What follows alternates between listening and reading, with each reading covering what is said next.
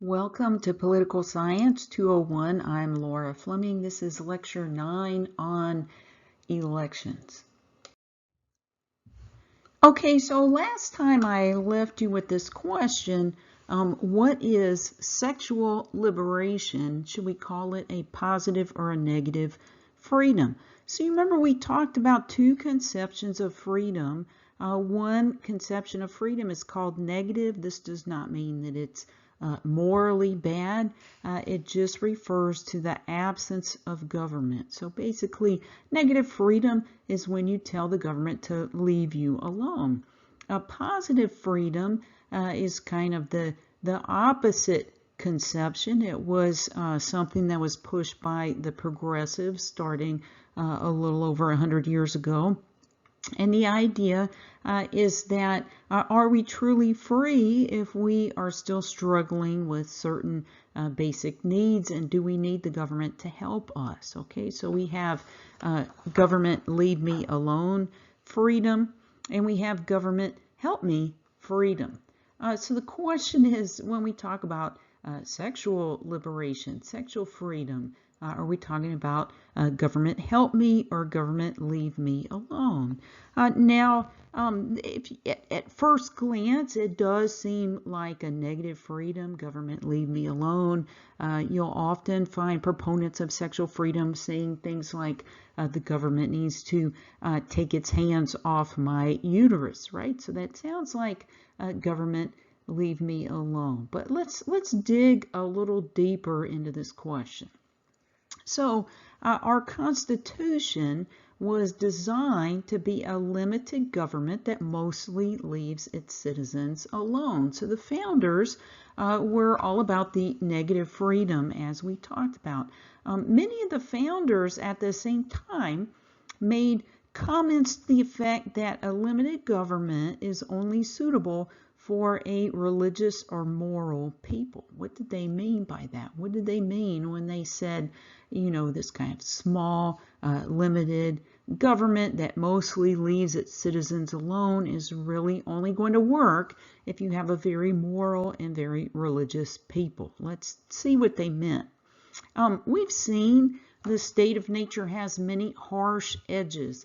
So people get sick, people lose their jobs, people can't find good housing, people have all kinds of troubles, relationship troubles, and the government can help with these things, but we've seen there's always a trade-off between so-called government help and our freedom. So every time the government steps in to help us when we get sick, help us when we lose our jobs, like in the coronavirus shutdown, help us with our housing, etc., we always give up some degree of our freedom in that transaction. Now, the government is not the only one that can help with life's harsh edges. We have other safety nets, and this includes our religious communities and our families. So when our commitments to family and to religious community are stronger, we need less government. This is what the founders meant when they said that limited government really is only going to work when you have a very moral or a very religious population. When the population is committed to family, committed to religious community, they're going to need less government. They're better able to take care of themselves, to help each other out, and to police our own behavior. So research shows that children are most successful when they grow up in a traditional family. We'll call it traditional family, mother, father, biological children. Okay, so research shows when a child grows up with two biological parents that are married to each other, that's the best predictor of success. Okay, we know this is not always possible. All right, I myself was a single mom for a period of time. Then I was in a blended family. But I'll concede that those circumstances were very, very difficult. They were not optimal. Hands down, the best predictor of children who will grow up to be healthy, happy, and productive are children who grew up in homes where their parents were married to each other. Do you want your kids to avoid a life of crime and poverty? get married, stay married. Okay, that's actually what the research shows. And it's a little countercultural today, but it has been the pattern throughout human history and throughout the vast majority of cultures around the world. It's the pattern ingrained in our biology. Believe it or not, sex has a biological purpose. That purpose is to reproduce and to also bond the biological parents. It takes two parents almost 2 decades to raise a kid. So you ask why sex feels good. You know, number one, it's to get us to reproduce. Number two, it's a kind of bonding experience. You're releasing endorphins, and when you do that with the person that you're reproducing with, it bonds you together. So what is sexual freedom? You know, we're kind of getting back to the original question. What does sexual freedom mean? It means, in essence, freedom from biology. Okay, so when people talk about sexual freedom, they're trying to free themselves from the traditional family, from this biological purpose. People want to have sex with people other than their spouse. They want to have sex with people other than the parent of their children. They want the freedom to enjoy sex with or without reproduction, and they want reproduction on their timetable with or without a spouse. Okay, so separating sex from reproduction, separating sex from marriage, and having this freedom from the biological purpose, from the social purpose, and just enjoying ourselves with sex. Okay, this idea of sexual freedom is obviously in tension with the traditional family. Okay, sexual freedom says, you know, I don't want to be tied down with a spouse, with the parent of my children. I want to be able to enjoy sexual activity with whoever I want. So the more society promotes sexual freedom, the weaker the framework for traditional families. Traditional families just becomes one choice out of many other choices rather than the bedrock of society. The weaker the traditional family, the more problems a society will have with crime and poverty. Research shows single moms struggle financially and in other ways far more than married moms, and we also know this from personal experience. So if you've been a single mom like me, or you've grown up with a single mom, you know that single moms struggle. So this is where the government comes in.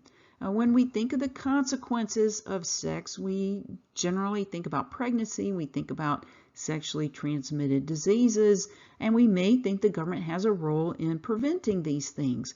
When government pays for reproductive health care, pays for birth control, pays for abortion in the name of sexual freedom, this is a positive freedom. Okay, we're no longer asking the government to leave us alone when we're asking the government to subsidize or pay for birth control and abortion. This is not government, leave me alone. This is government, help me. But it's bigger than that. The question is bigger than that. When the government pays for welfare for single moms, when the government helps broken families financially, this is also the government stepping in to protect us from the consequences of sexual freedom. This is also a kind of positive freedom, a government help me freedom. The founders believed that when society is moral, we need less government. We don't need the government to take care of us because we are taking care of ourselves and taking care of each other's. In the specific context of sex, when we restrict our sexual freedom, whether for moral or religious or pragmatic reasons, we won't need the government to step in and save us from the consequences. So when the government places some boundaries on sexual activity, as it has done in the past, it may feel like an infringement on our freedom. But you can also see it as an attempt to strengthen traditional families so that we need less government intervention overall. Going back to the original question, does sexual freedom mean government leaving you alone, or does it mean government helping you? The answer is complicated. When government removes sexual restraints on the front end, it may mean more government intervention on the back end.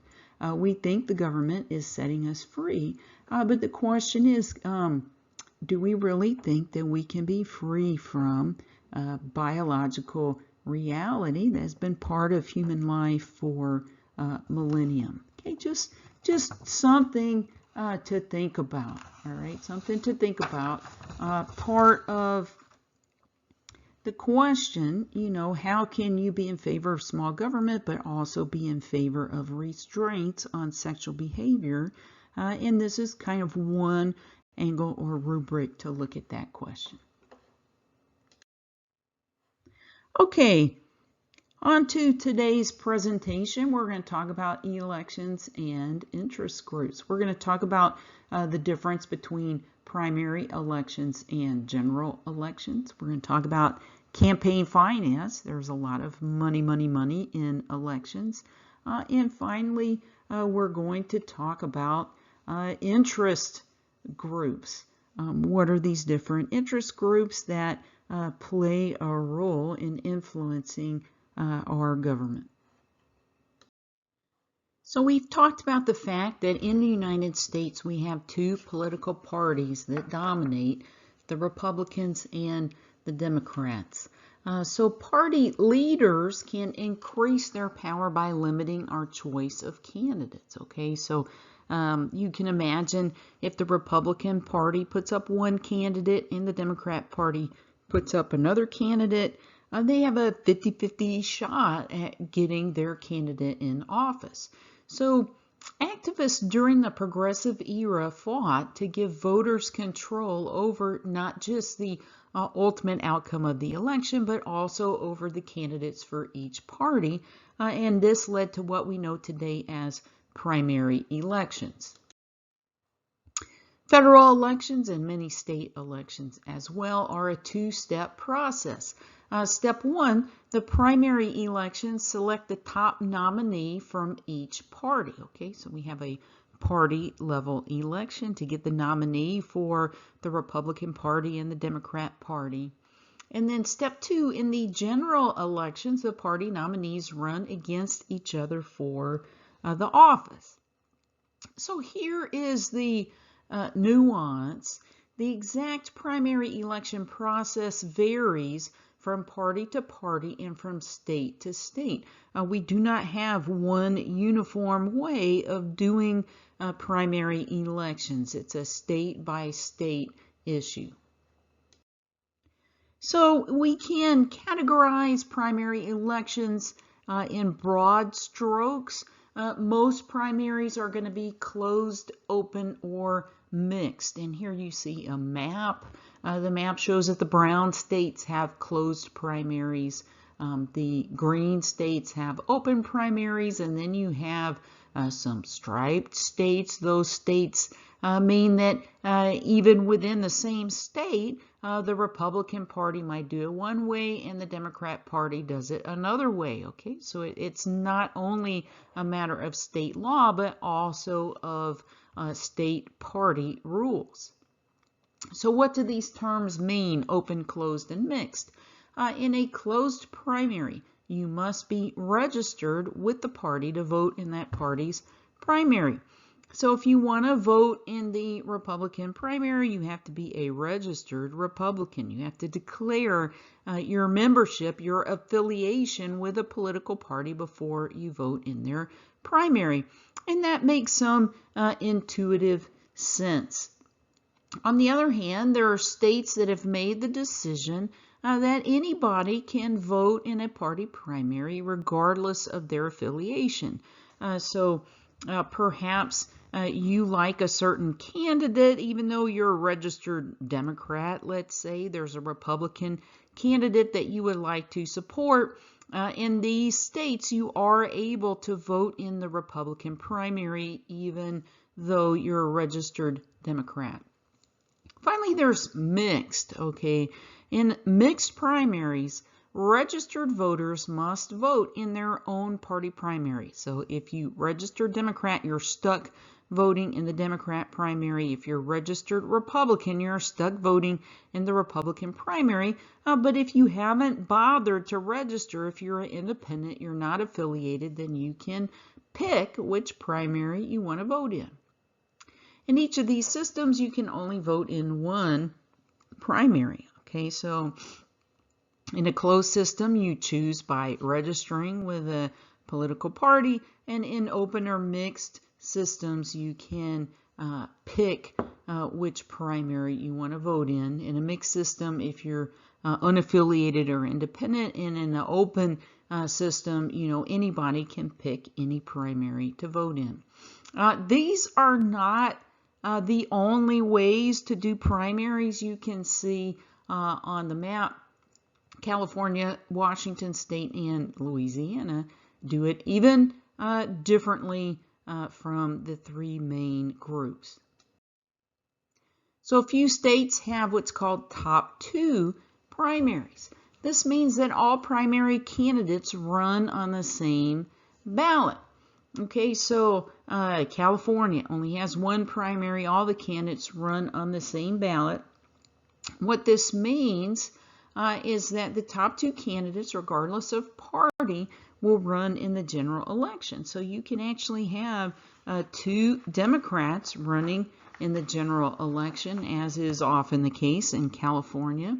And you don't have to have a member of each party in the general election. But even Louisiana does it even slightly differently.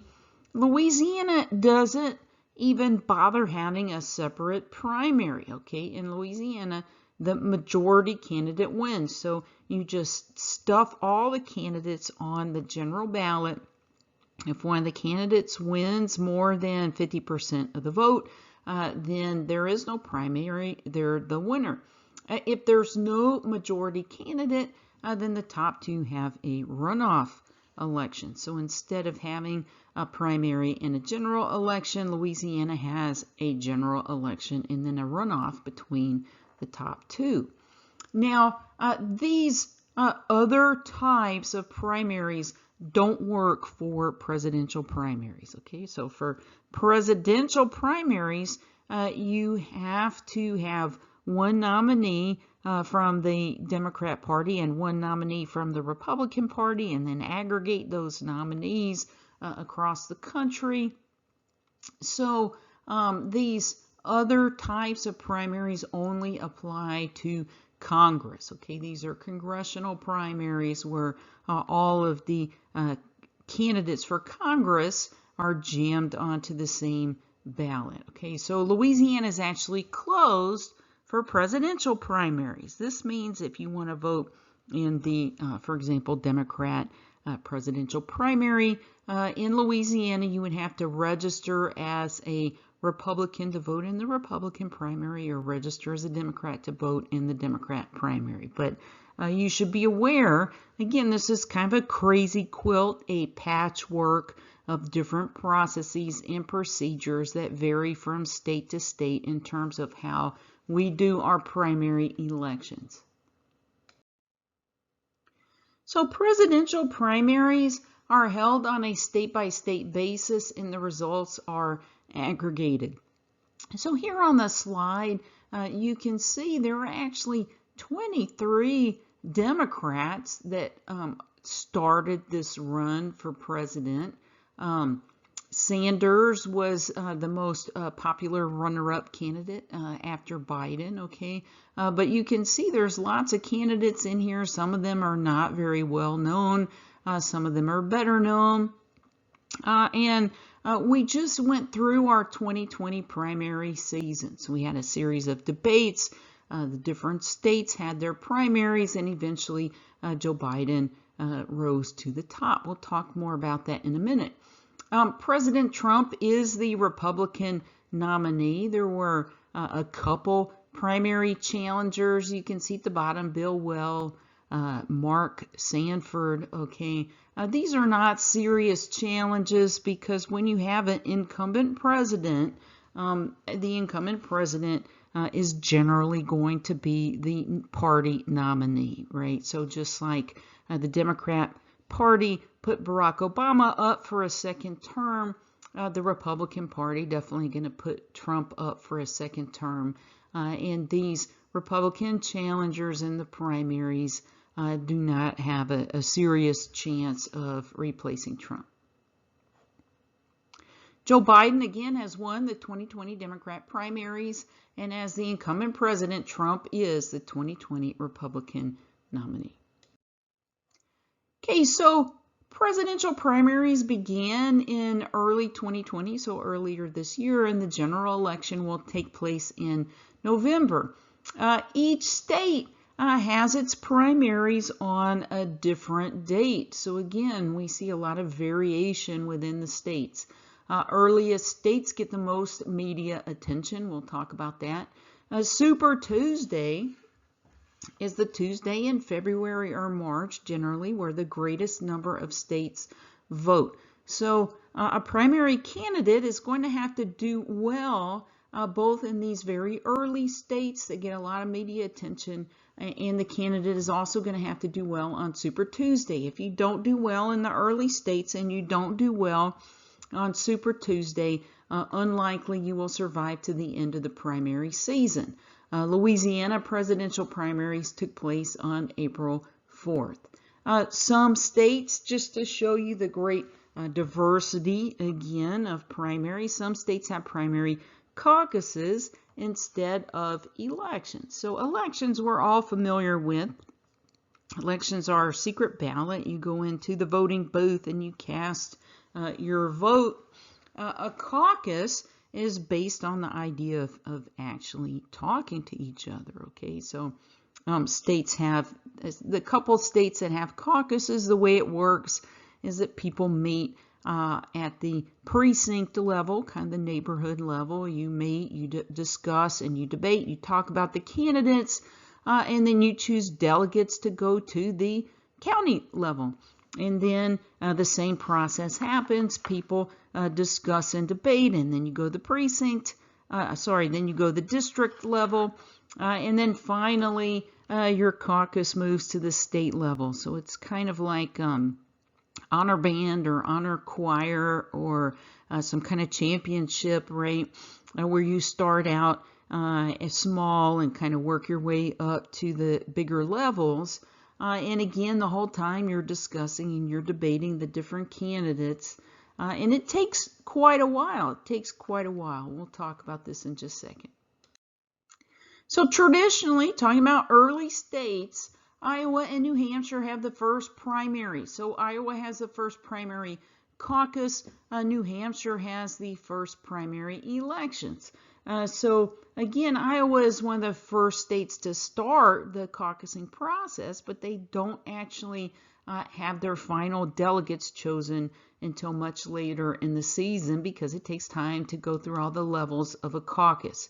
If you click on these links, you can see some highlights from the 2016 presidential primaries. Okay, and 2016 season actually was a little more interesting than 2020 because you had serious primary contenders both in the Democrat Party and in the Republican Party before eventually the nominee in 2016 was Hillary Clinton for the Democrats and Donald Trump for the Republicans.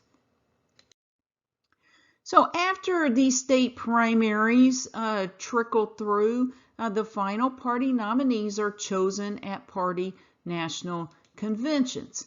So each party has kind of a big pep rally during the summer where they celebrate their nominee. These conventions take place in the summer before the November election. Will these conventions take place this year, the year of the coronavirus? Hard to say, but it's a big political event. Each state sends a certain number of delegates to the conventions based on the rules of their party.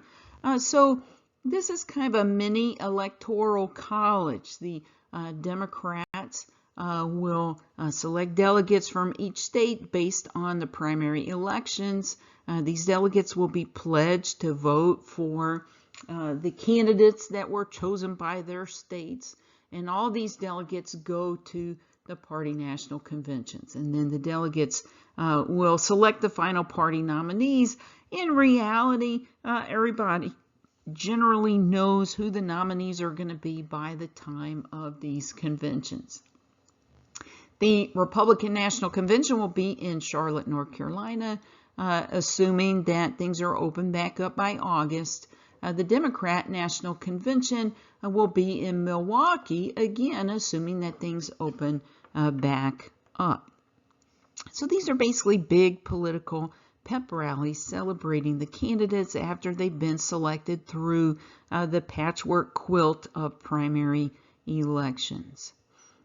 If you click on these two pictures here, you can get little excerpts from the Republican National Convention in 2016 and the Democrat National Convention in 2016. You can get the feeling. It's a big stadium. People are cheering and holding banners. Okay, so it does have the feel of a sports pep rally of sorts.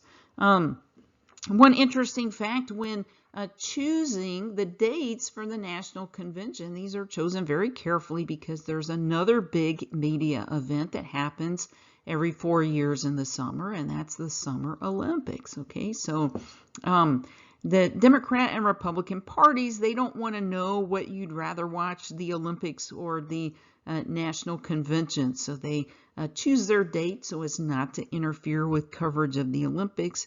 Again, it's a very big media season this summer every 4 years. Summer Olympics, national conventions. We don't know how coronavirus is going to affect all of that.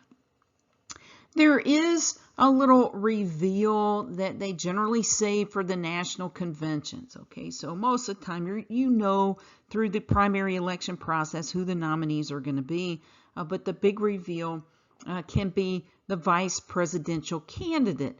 Okay, so if you click on this link for the Republican National Convention 2016, you'll see Mike Pence being announced as Trump's vice presidential candidate. We don't know who Joe Biden is going to select for his vice president. That will likely be the big reveal in July in Milwaukee at the Democrat National Convention.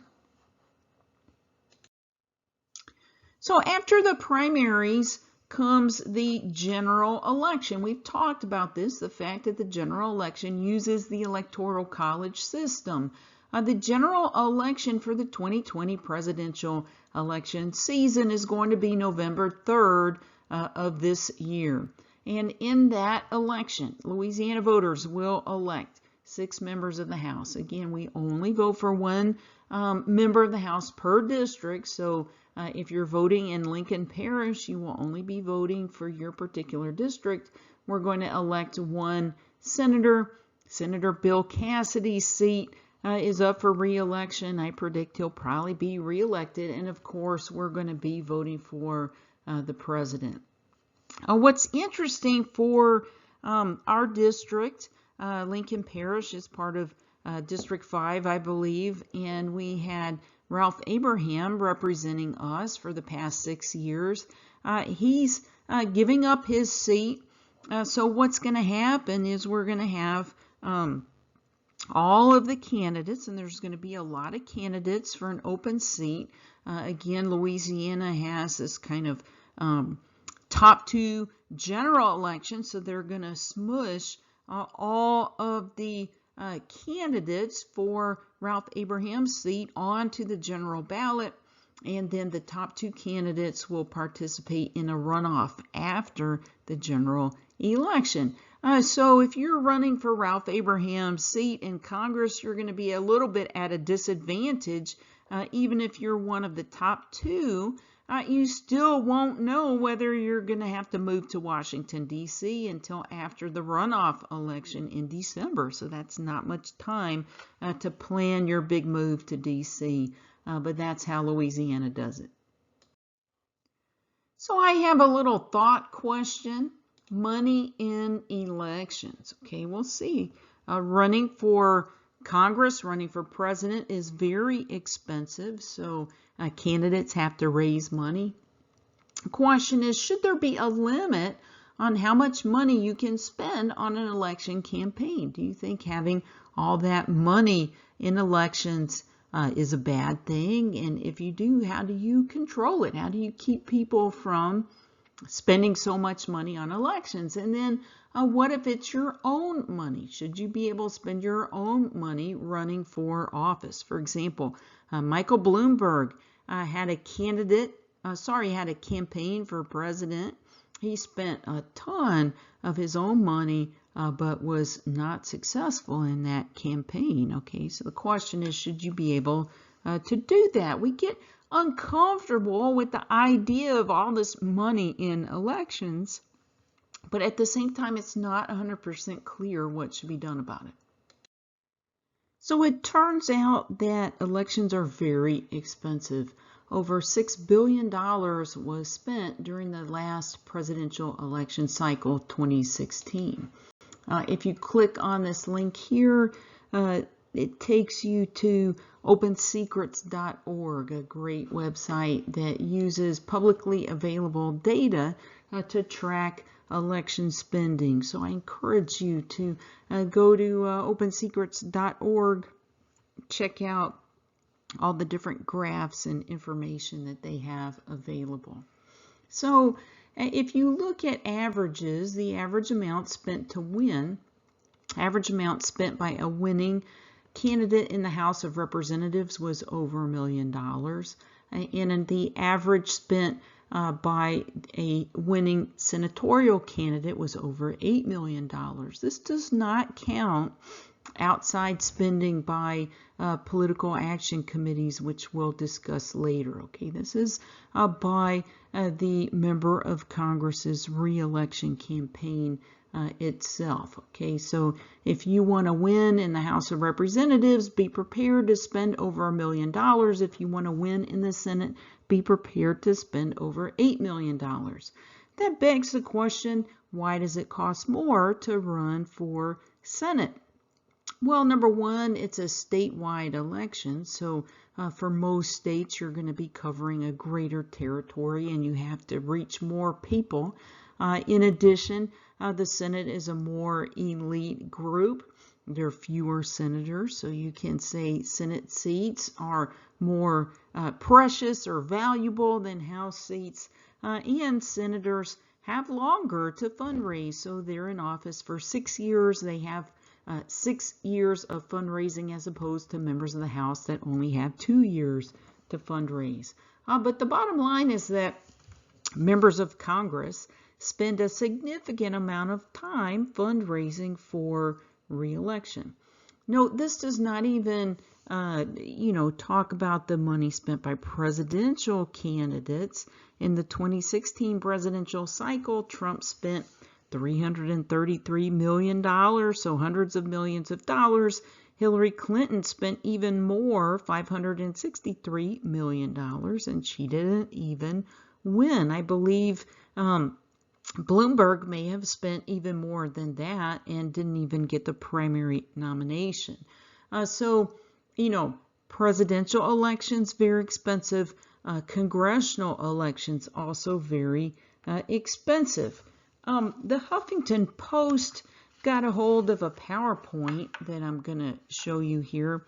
New members to Congress are actually called freshmen, just like entering college students, and they have freshman orientation, just like they do for college. And so the Huffington Post got a hold of this model daily schedule, part of a PowerPoint in the Democrat Congressional Campaign Committee orientation program. Okay, and don't think it's any different for Republican members of Congress. It's not. So basically, these new Democrat members of Congress, they go to this orientation and they're presented with this model daily schedule. and they're supposed to spend 4 hours of their day, up to half of their day in call time. What the heck is call time? That means calling donors, okay? They're supposed to be on the phone calling donors for half the day. Another hour or two constituent visits, so visiting with people who happen to be in DC. Strategic outreach is another hour, and that can also be related to fundraising, breakfast, meet and greets, and press. They're expected to spend just 2 hours per day working in their committees or on the floor of Congress. So only a small fraction of their time actually doing the jobs for which they were elected, and the vast majority of their time spent fundraising, either on the phone or in person.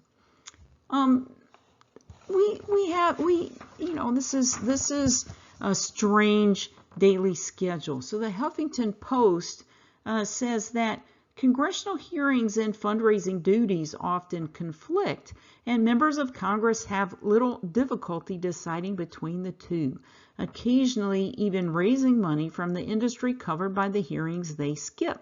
It's considered poor form in Congress, borderline self-indulgent, for a freshman to sit at length in congressional hearings when the time could instead be spent raising money. Even members in safe districts are expected to keep up the torrid fundraising pace so they can contribute to vulnerable colleagues. So in other words, you're a freshman in Congress, you're ready to rock and roll, want to make a difference, you go to your committee meeting, you're enjoying it, and the other more senior members are looking at you, and basically they're saying, why aren't you out there fundraising? Your time should be spent fundraising. And according to the Huffington Post, even members of Congress who are in safe seats, who've been reelected easily for multiple terms, they're still expected to fundraise to help out their colleagues who are more vulnerable. Working a schedule like that as a freshman teaches a member of Congress about the institution's priorities. It really does affect how members of Congress behave if the most important thing they think about is fundraising, one member said. You end up being nice to people that probably somebody needs to be questioning skeptically. It's a fairly disturbing suggested schedule. You won't ask tough questions in hearings that might displease potential contributors, won't support amendments that might anger them, and will tend to vote the way contributors want you to vote. So the concern is that all this emphasis on fundraising will inevitably have an impact on decisions by members of Congress. Somebody else raises the point that fundraising sucks up so much time, members don't even have time to become experts on bills that they sponsor. One thing that's always been striking to me, said an anonymous source, is that even the members playing a leading role on specific issues actually could not talk about the issues. They didn't have enough knowledge on their own issues to talk about them at length. I'm probably guilty of that, so at least this member of Congress is being honest.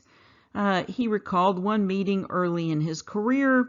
The staff members were all twitching in the discussion because the actual members of Congress were saying things that were just flat wrong or uninformed or wondering aloud what practices really were. The staff members had a pretty good idea, but the actual members of Congress were sitting around the table having a remarkably uninformed and unproductive discussion. Okay, so fundraising raises the specter of bias on behalf of the interests that pay into these election campaigns, and it also takes up so much time that members of Congress don't have the resources they need to actually do their job, okay, actually consider legislation. So maybe a rhetorical question, why would anyone spend that kind of money? Where does that money come from? What's the purpose of supporting members of Congress in that way? Well, decisions by elected officials can have a huge financial impact on individuals and businesses, okay? when someone contributes to an election campaign or a re-election campaign, it's a kind of investment, all right? They're hoping that the money will come back to them in some way. Anytime you see money flowing in a certain direction, okay, so one response would be to say, you know, we don't like all that money in elections. We should stop it up at the source. But another way to look at it would be to ask the question, what is the money magnet? Okay, why is all the money flowing in that direction? And the answer is that, you know, the government spends a lot of money, number one. Government spends over $4 trillion each year. That means the government has to take in money from taxes and spend money on different programs. And so when you contribute to a re-election campaign, you're kind of hoping that your particular group pays less in taxes and gets more in benefits, right?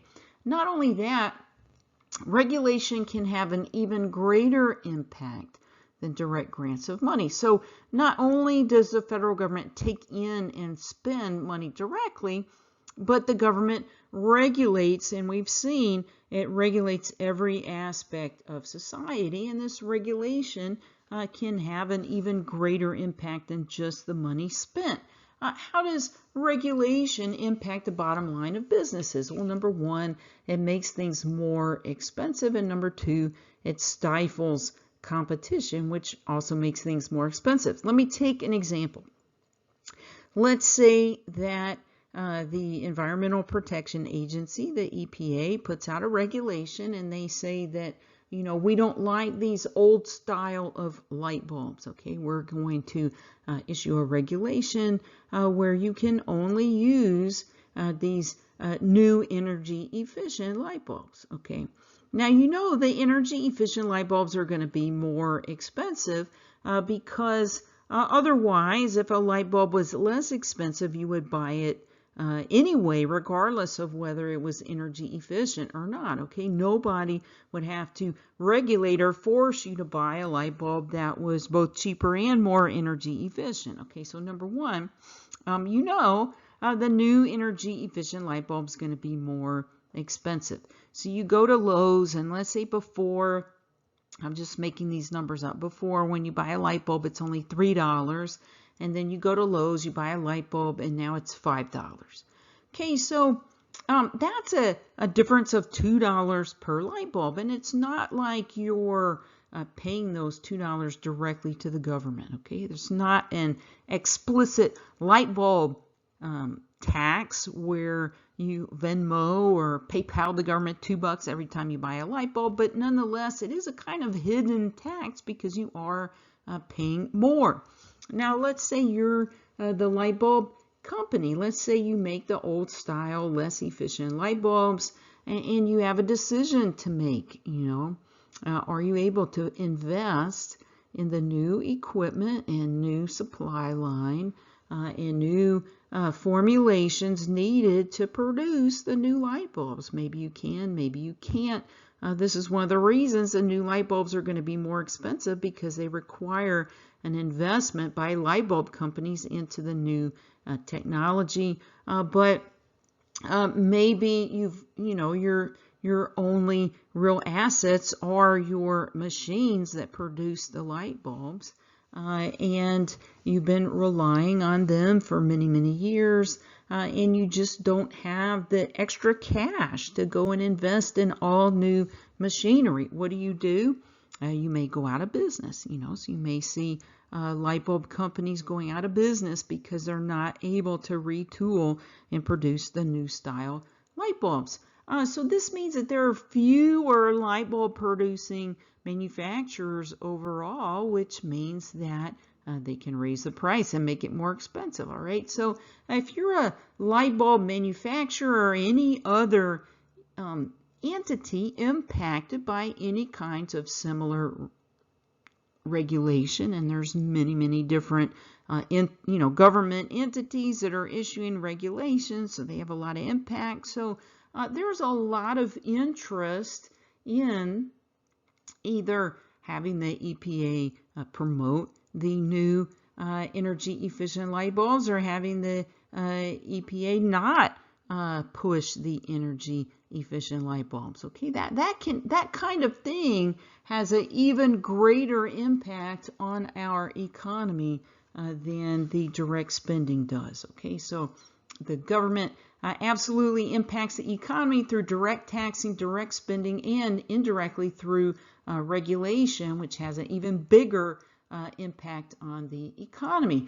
Thus, for these groups and people to spend $6 billion on an election cycle, that's a tiny investment compared to the potential impact. If you compare $6 billion to 4+ trillion, the federal government is spending many hundreds of times more every year than the amount that's put into elections every 2 to 4 years. Okay, so this is why we have so much money in our elections, is because our government is so powerful and has an influence on so many different areas of our life, and people are worried about that. They want to make sure that their members of Congress and their president are representing their interests. So we tend to be uncomfortable about the amount of money that is in politics. And in the 1970s, we had a bureaucracy created to regulate campaign finance. That is the Federal Election Commission. And you can click on the link, the Federal Election Commission link there, and go on their website and learn a little bit about what they do, what they regulate. So basically, the Federal Election Commission, number one, tracks donations to various candidates. So this is how websites like opensecrets.org get their information, because the Federal Election Commission tracks campaign donations, but also they have very complicated limits on who can give what to who. This is a very simplified version. I'm going to just summarize for you. First of all, candidates can spend unlimited amounts of their own money. So the main concern we have about money in election campaigns is that the candidate is going to be unduly influenced politically, that they'll make political decisions that favor the people who give them money. So the idea is that, it's very difficult to bribe yourself. You already agree with whatever political ideas you have. Therefore, we're not going to regulate how much someone spends on their own election campaign, like, for example, Bloomberg. Individual donors. So if you wanted to give money as an individual to an election campaign, you have a cap. The current cap is $2,700. Now, you may think, wow, that's a lot of money. Who would want to give, $2,700 to a candidate? But then if you think about it, again, if you're trying to raise money to run for Senate seat or run for a member of the House, you got to raise millions of dollars, and $2,700 doesn't get you that far. Again, the amounts are somewhat arbitrary. So it's like, okay, $2,700, we don't think that's going to unduly influence the candidate, but $3,000 now, then the candidate's going to be beholden to you for $3,000, right? So, these limits are somewhat arbitrary, but we do have limits on how much an individual donor can contribute to a re-election campaign. $5,000 you can contribute to a political action committee. So there's these committees that may or may not be affiliated with the re-election campaign of a particular candidate. So you can give $2,700 to the candidate directly, $5,000 to a political action committee. The national parties get in on the fun. So Republican and Democrat parties can actually give money to candidates. So each party can give up to $5,000 to a particular candidate, up to $5,000 to a political action committee. Political action committees, in turn, there's different rules depending on what kind of political action committee, but they can give either $2,700 or $5,000 per candidate per election. So you can see it's a big shell game. Okay, so you see people are giving money to PACs, they're giving money to the party committees, the party committees are giving money to the PACs are giving money to the individuals, they're giving money to other PACs, and the money is just kind of swirling around between these individuals within these limits. And very, very complicated. So if you run for the federal government, for a position in Congress, or for the presidency, you have to have an attorney to help you navigate these very, very complicated regulations. And God forbid you make a mistake and get caught in the web of an FEC complaint. This happened to an author named Dinesh D'Souza. So I'm going to tell you the story of Dinesh here. Dinesh had a friend whose name was Wendy Long. Okay, so Wendy was a college friend back in Dartmouth, and Wendy decided to run for Senate. And Dinesh said, don't do it, Wendy. I don't think you're going to win. It's really brutal. But she really wanted to do it, and Dinesh was her good friend from college. So he said, if you decide to run, I'll definitely help you. So he gave Wendy the max for an individual contribution. Okay, so he and his wife at the time, they made the max contributions to Wendy's campaign. As the months went on, Wendy urged Dinesh to do more for her campaign. Can you speak at a fundraiser? Can you come talk to some donors? Can you have a fundraising dinner? Dinesh wanted to help her, but he was really busy with his own stuff. And so he passed by the desk of his assistant and he said, hey, do you like Wendy? Do you support her campaign? And the assistant said, sure, I like Wendy. And Dinesh said, if I give you money to give to Wendy's campaign, would you do that for me? And the assistant said, hey, no problem. That's easy. I'm happy to do that for you and for Wendy. Dinesh didn't think any more about it.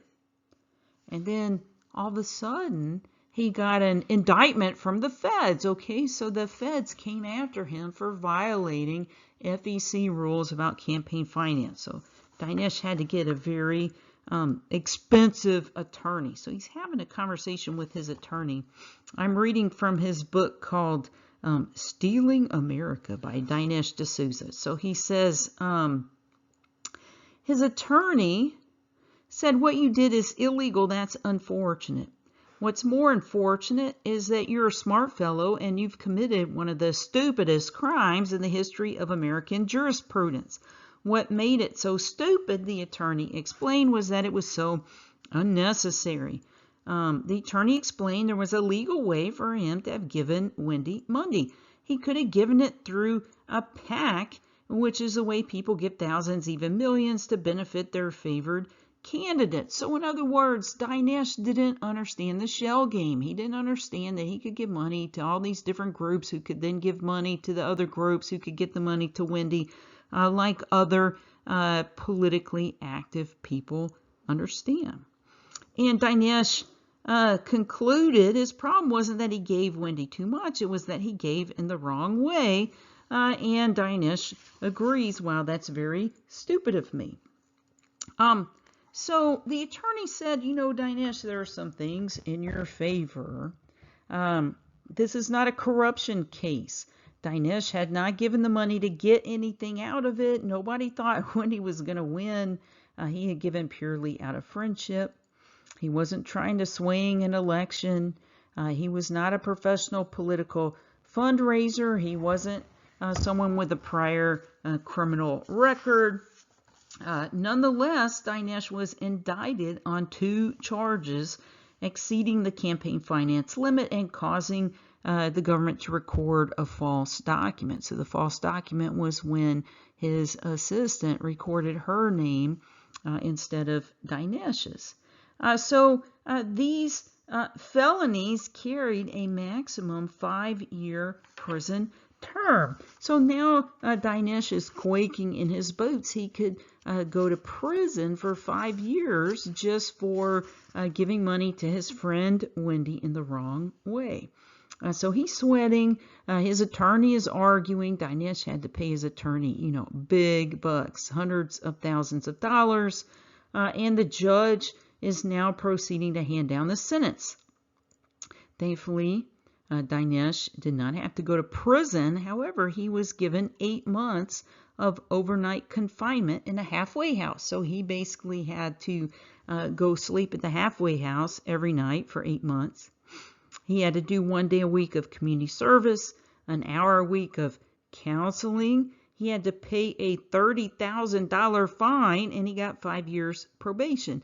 Significantly, the judge said he could not require Dinesh to pay restitution since his offense had not harmed anybody.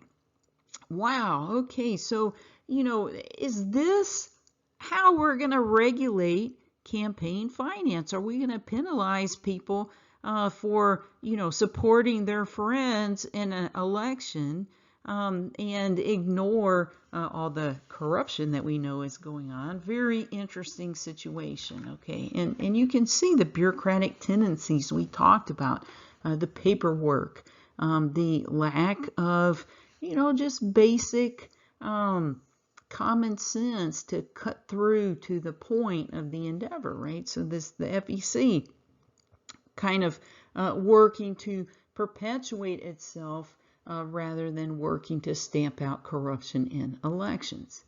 Now, there's a special category for something called super PACs we're going to talk about. Super PACs have unlimited independent spending and can accept unlimited contributions. Whoa, this is very different, right? So basically, the FEC cannot regulate these super PACs the same way that it regulates regular PACs, the national parties, and you and me, right? And what's the difference? Well, these super PACs are supposed to engage in quote-unquote independent spending. Okay, so as long as these super PACs are independent, as long as they do not coordinate with a particular candidate, then they're allowed to spend and accept money freely. This is very interesting. FEC did not make up the rules about super PACs, okay? The FEC wants to regulate all the things, okay? They would love to regulate super PACs. In fact, super PACs were carved out by a U.S. Supreme Court decision that we'll talk about in just a minute. Public funds. There are public funds available, taxpayer money available to give candidates a boost if they are not millionaires or billionaires, if they're having a hard time fundraising. Basically, the government will match you at $250 per donor in the primaries and $20 million in the general election. Okay, so there's some money available from the some public taxpayer funded money available to run for president. This is an attempt to level the playing field. However, there's a lot of strings attached. You have to pick up the money at $250 increments. There's geographic requirements where you have to get donors from all different areas of the country. You have to accept spending limits on additional money, and many candidates don't bother trying to collect the public funds, okay? So they rather just go private all the way, forego money from the government because of all the strings attached. Again, why are campaign donations so strictly regulated? The idea was to prevent corruption. But are we preventing corruption, really? That's an open question. And in addition, we also have free speech issues, which we'll talk about. Okay, so a political action committee, PAC, allows voters to pool their campaign donations. As we talked about, a super PAC is not affiliated with any particular campaign, and they are allowed to freely engage in independent spending. If you click this link here, that will take you again to opensecrets.org, and they'll show you the different super PACs that have been organized. So the super PACs have to register with the FEC, but they don't have limits on their spending. This is very interesting. So we'll talk about the reason why. This is the story of two movies. Okay, story of two movies. The first movie was Fahrenheit 9/11, and it was made by filmmaker Michael Moore. Okay, and you can click on the picture there, Fahrenheit 9/11, and watch the trailer for the movie. So this movie came out in 2004, and that was right when George W. Bush was running for re-election. And if you click on the movie, you'll see, even from the trailer, this movie was not very favorable to George W. Bush. Okay, so it's really a heavy critique of George Bush and how he handled the 9/11 terror attacks. Okay, very partisan movie, and not very good for George W. Bush. So there was a group called Citizens United. Okay, Citizens United was a conservative group, and they said, you know what? That's not just a movie that Michael Moore's come up with there. That actually looks like a campaign ad. It kind of looks like a negative campaign ad against George W. Bush. And they actually filed a complaint with the FEC, and they said, hey, look at that. Michael Moore is running a negative campaign ad against George W. Bush. He should follow the regulations promulgated by the FEC. And the FEC basically told Citizens United, go away. That's ridiculous. Michael Moore is a filmmaker, and there's an exception. You know, obviously he does not have to comply with FEC regulations. He can put out whatever films he wants. So then Citizens United said, two can play that game, right? So they went out and they formed a documentary film team, and they did a couple little films. And in the next election cycle, 2008, they came out with something called Hillary, the movie. Okay, just in case you were wondering, this is not Hillary, the negative campaign ad. This is Hillary, the movie. And if you click on that picture, you can watch a short trailer for Hillary, the movie. Not a very good movie, okay, but still a movie. FEC went after Citizens United, and they said, what are you doing? This is campaign spending. And Citizens United said, no, it's not. If Michael Moore can do it, we can do it too.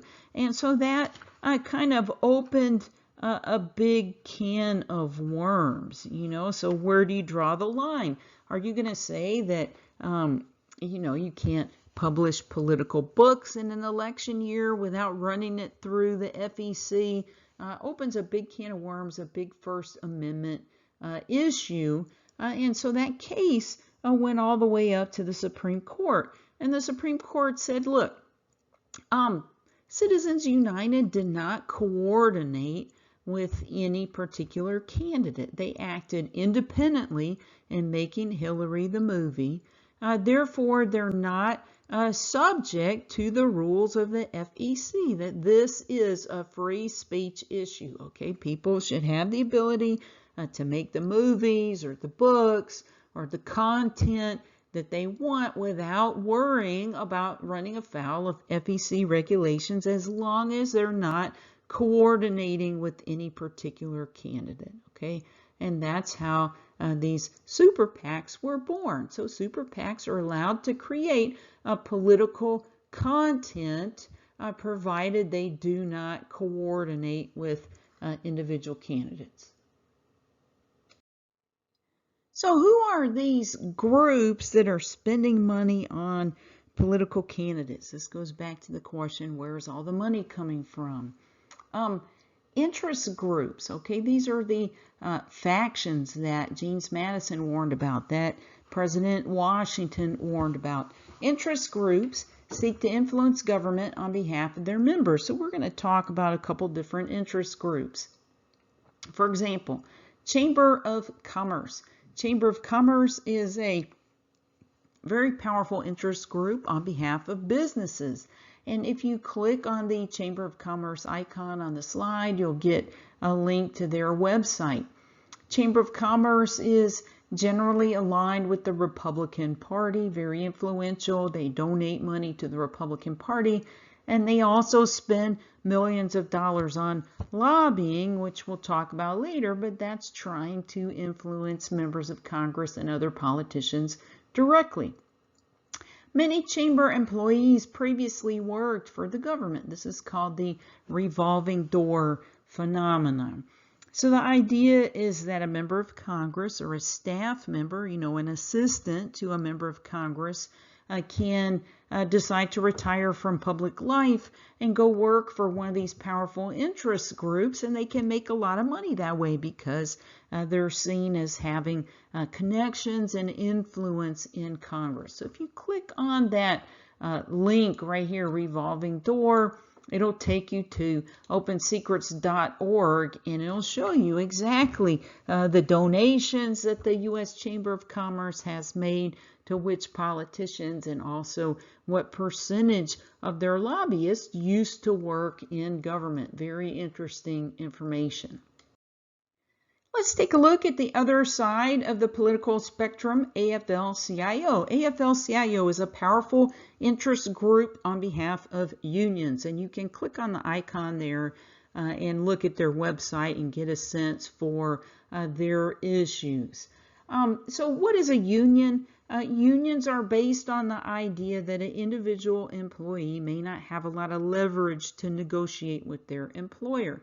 If you go in and talk to your boss and say, I want a raise, it's really your boss's discretion whether or not to give you a raise. But when employees band together, when they negotiate as a block or a group, they can get more leverage. So the threat is, if you don't give in to our demands, that we can go on strike or otherwise exert our pressure as a group. Okay, so unions represent employees as a group for purposes of negotiating with the employer.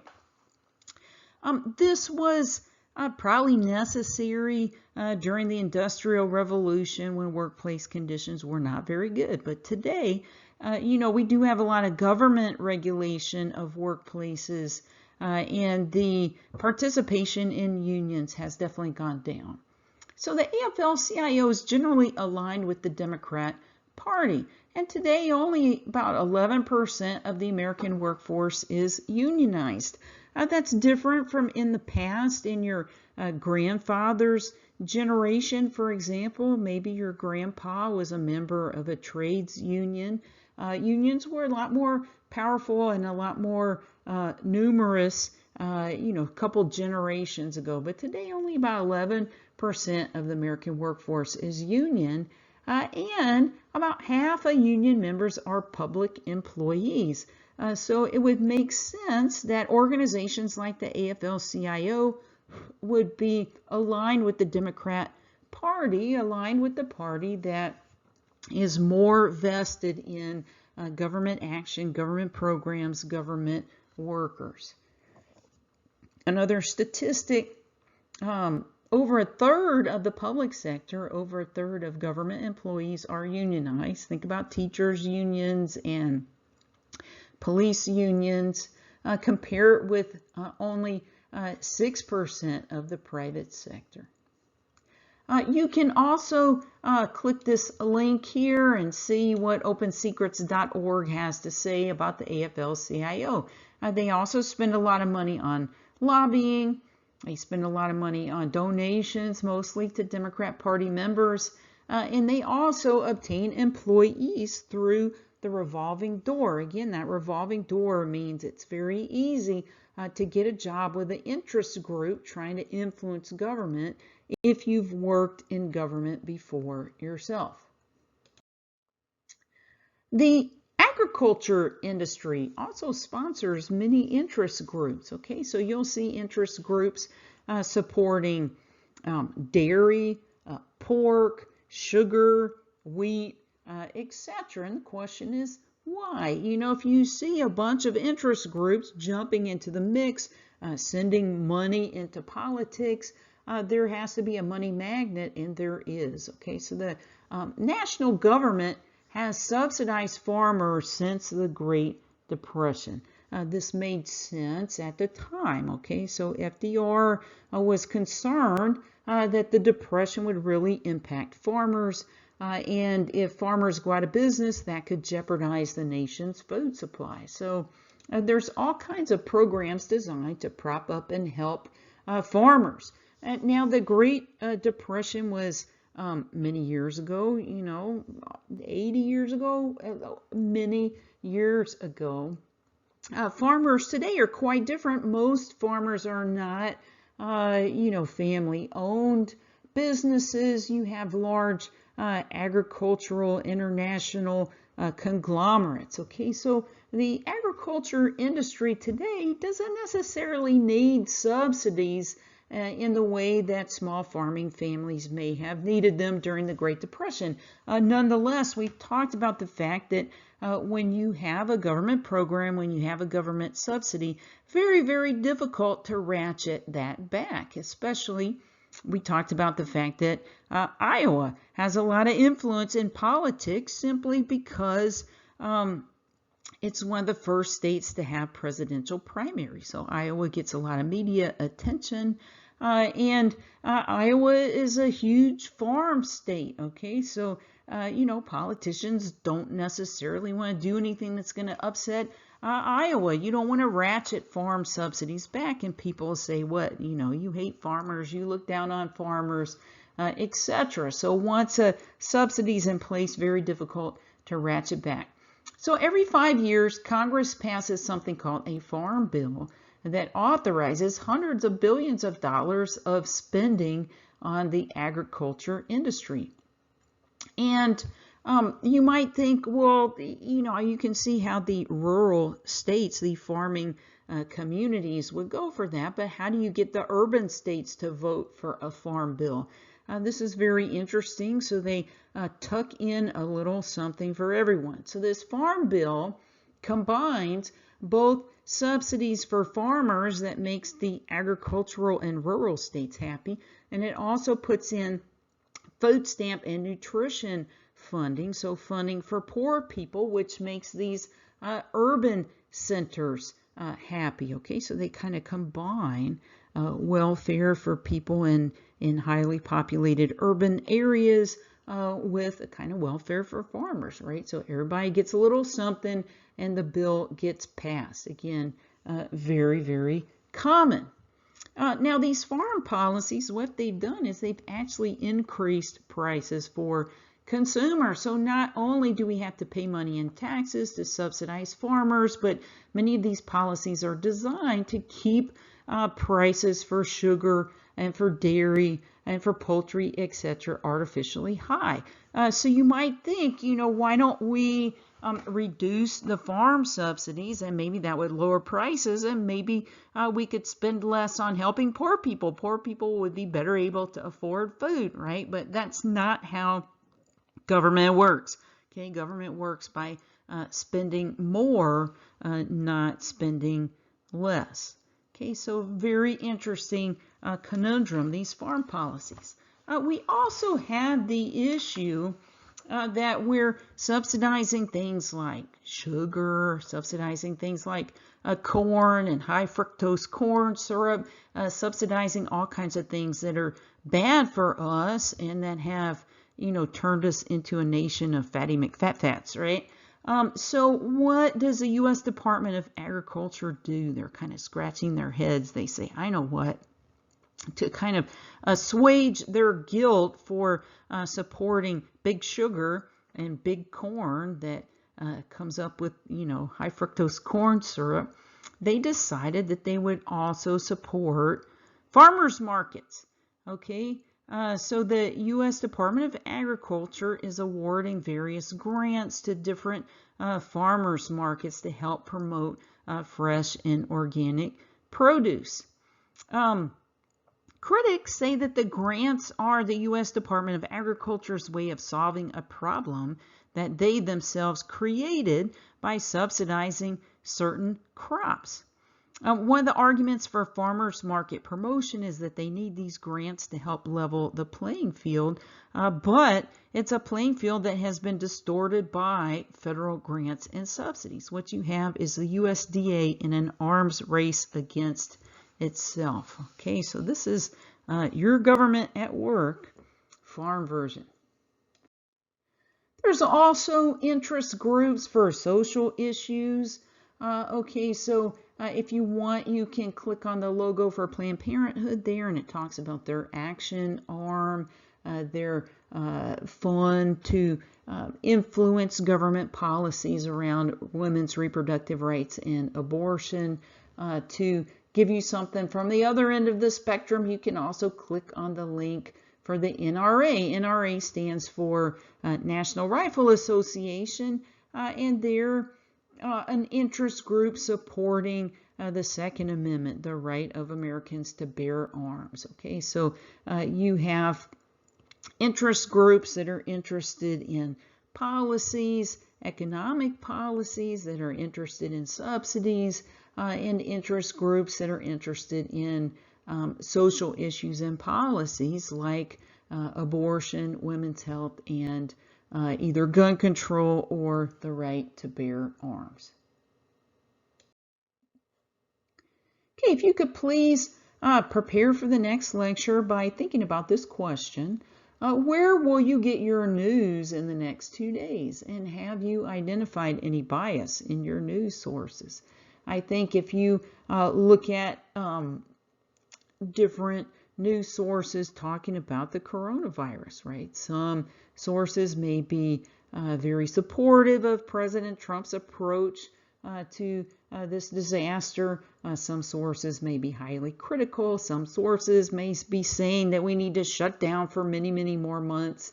Some sources may be in favor of opening the country back up immediately. So think about this. Think about the different versions of the news that you may get from different outlets. And we'll talk about that next time. We're going to talk about the media and the media's influence on government. Thanks very much for listening with me, and we'll see you next time.